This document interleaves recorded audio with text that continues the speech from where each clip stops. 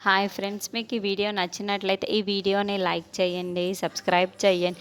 ధాత్రి, Kedar, Sudhakar birthday celebrations కావాల్సిన అన్ని ఏర్పాట్లని కూడా పూర్తి చేసేసి ఉంటారు.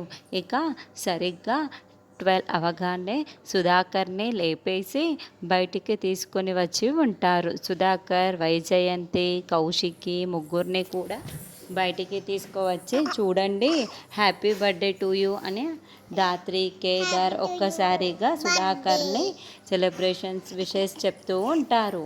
దాంతో సుధాకర్, కేదార్ ఇదంతా దగ్గరుండి చేస్తున్నందుకు, బర్త్డే విషెస్ చేసినందుకు చాలా చాలా సంతోషపడుతూ కేదార్ వైపుకు చూస్తూ ఉంటే వైజయంతి కోపంతో రగిలిపోతూ ఉంటుంది. ఇప్పుడు కేక్ కట్ చేయండి అని కేదార్ చెబుతాడు.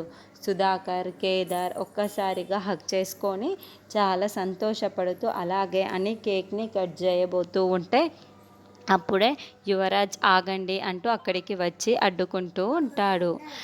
ఎవరిని అడిగి ఈ సెలబ్రేషన్స్ అన్నీ చేశారు, ఎవరు ఇదంతా చేసింది అని యువరాజ్ గట్టిగా అరుస్తూ నిలదీస్తూ ఉంటాడు. కేదార్, జగదాత్రియే ఈ ఏర్పాట్లన్నీ చేశారు అని కౌశికి చెబుతూ ఉంటే, ఈ ఏర్పాట్లు చేసింది నాన్న బర్త్డే కోసం చెయ్యటానికి అని యువరాజ్ గట్టిగా అరుస్తూ కోప్పడుతూ ఉంటాడు. మా నాన్న బర్త్డేకి వాడేవడక్క ఇవన్నీ ప్లాన్ చెయ్యటానికి అని వీడిని చంపేస్తాను అని యువరాజ్ ఒక్కసారిగా కేదార్ షర్టు పట్టుకొని గొడవ పడుతూ ఉంటాడు. దాంతో ధాత్రి, కౌశికి అందరూ కూడా వదిలే అని ఎంత చెప్పినా కూడా వినకుండా అలా యువరాజ్ కేదార్ని కొట్టడానికి ప్రయత్నిస్తూ ఉంటాడు. యువరాజ్ అంటూ ధాత్రి ఒక్కసారిగా చాలా గట్టిగా అరుస్తూ యువరాజ్ని తోసిపడేస్తూ ఉంటుంది.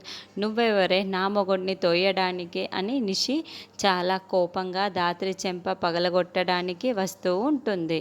వెంటనే కౌశికి అడ్డుగా వచ్చేసి నిషి అంటూ నిషి చెంపని పగలగొట్టడంతో అందరూ షాకింగ్గా చూస్తూ ఉంటారు.